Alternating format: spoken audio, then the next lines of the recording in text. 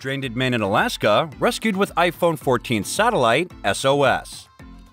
Recently, a man got lost in an area in Alaska with no cell phone service or Wi-Fi, but thank God his phone was charged.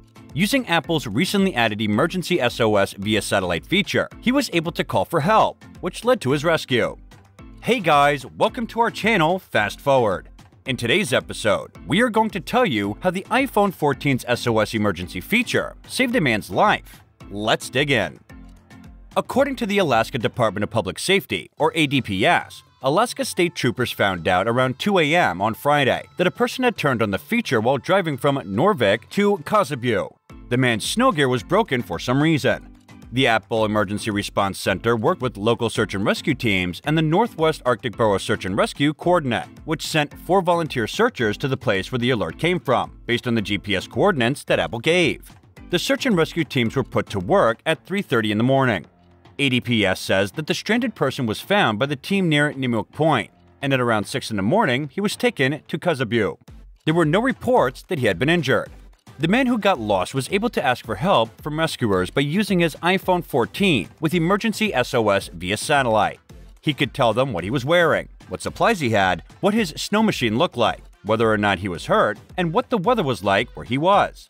Because Apple's Emergency SOS via satellite feature connects to Apple's Emergency Response Center, the rescue crew was able to get this information much faster than they would have been able to with traditional satellite communication equipment. If the man hadn't been using a satellite communication device like the iPhone 14, someone might not have known he was missing for many hours. When weather records from the past were seen, it was found that the temperature in the Kotzebue area at 2 a.m. on Friday was in the low 20 degrees Fahrenheit. Typically, we have to ask that information from a person ourselves, and that could take some time going back and forth over satellite, the ADPS spokesperson said. Having that information from the start allowed us to make quick decisions that helped the story have a happy ending. Everyone who was involved in the situation was very impressed with how accurate the location was, and how much information the Apple Emergency Response Center was able to give the first responders when they were called. So, before going on a trip or adventure, you can try out Apple's Emergency SOS via satellite feature without sending a signal to the authorities. This will show you how it works. This news comes just a few weeks after Apple made an announcement about the launch of the Emergency SOS satellite feature for iPhone 14 users in the United States and Canada. With the safety service, users will be able to send messages to emergency services even when they are not in cell phone or Wi-Fi range. When using this feature, owners of iPhone 14s can also use the Find My app to let friends and family know where they are using satellites. The feature can be used on any of the iPhone 14 models that are now on the market. It will be released in a number of European countries this month, including the UK, Germany, France, Ireland, and others. If you close the screen on your phone, the satellite connection can still work. However, the connection may be weaker in areas with hills, mountains, canyons, tall buildings, and dense forests. Apple's documentation say that it can take as little as 15 seconds for a message to be sent via satellite when the sky is clear, but it could take more than a minute when there are trees nearby with light or medium vegetation. Latitude can also have an effect on the connection. Apple has said that places with a latitude of more than 62 degrees can make it harder for the capabilities to work well. Since Norvik and Kotzebue are both close to the 69th parallel north, this information should be taken with a grain of salt. Apple has said that Emergency SOS is free for 2 years after an iPhone 14 or iPhone 14 Pro is activated, but the company hasn't said how much the feature will cost after that. You can test the satellite feature on your iPhone 14 through the settings menu without turning on the emergency notification system.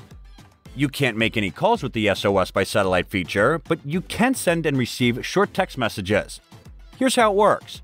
In an emergency, you should first try to call 911 before sending an SOS message. Even if your carrier is down, you might still be able to make emergency calls through another carrier's network, as long as that network is working.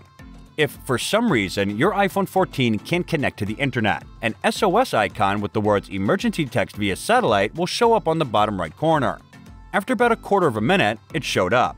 Picture of a screen for a questionnaire with the question, "What's the emergency?" and list the possible answers, such as injury, fire, and crime.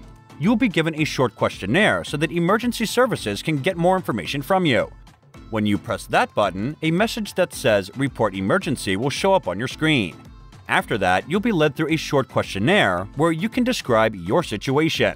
After that, you'll see a partially hidden picture of a satellite with an arrow pointing in the direction you need to go. Your job is to move your phone in that direction until the light on the screen turns green. After that, there will be some time to wait. Then it will send this information to the right emergency personnel. Apple made a compression method that cuts the size of the text message by a factor of 3 so that information can be sent quickly as possible. If you are in a place where emergency services can get text messages, the message will go straight to them. If you are not in an area where emergency services can receive text messages, the message will be sent to a relay center where Apple-trained specialists will be able to make an emergency call for you. If you want to use features that require iPhone to connect to a satellite in the sky, the iPhone will show you how to point your iPhone in the right direction so that it can connect to the satellite that is the closest to you. It's a high-stakes story about how Apple technology worked as it was supposed to, which could have saved someone's life. But what about the other times when similar Apple technology didn't work? Apple has been trying out different kinds of emergency features for a long time. In addition to Emergency SOS, the iPhone 14 also has crash detection, which is a newer feature that can automatically call emergency services if a hard crash is detected. The idea behind it is good, and the function is advertised as being able to help people in a variety of situations, such as after a car accident. However, it is not perfect and has some problems. This week, it was reported that skiers have to explain to police that they are not hurt or in danger while doing the fast-paced winter sport. This suggests that crash detection may be a bit too sensitive. Skiers have been telling police that they are just taking part in the sport's fast-paced movements. Earlier this fall, there were a lot of reports that roller coasters could also set off the crash detection. You could, of course, say that glitches in software are normal and to be expected as more and more functions are added. The good news is that it looks like the Emergency SOS feature is working perfectly. This is probably because it puts more responsibility on the person using it. For example, to make it work, you have to call the emergency services, but the crash detection feature will do this on its own. Even though crash detection has some problems, it is better that it works a little too well than not well enough. Both the new high dynamic range gyroscopes and new dual-core accelerometer on the iPhone 14 models are there for crash detection. The dual-core accelerometer can measure g-forces of up to 256 Gs, and the high dynamic range gyroscope can measure up to 256 Gs. Crash detection is a new feature that, when combined with emergency satellite, lets the user get help even if they have an accident in the middle of nowhere. So that's it. I hope you enjoyed watching this video. Stay tuned for more wonderful stuff, and don't forget to like our videos and subscribe to our channel so you don't miss any of our recent updates. Thank you for watching.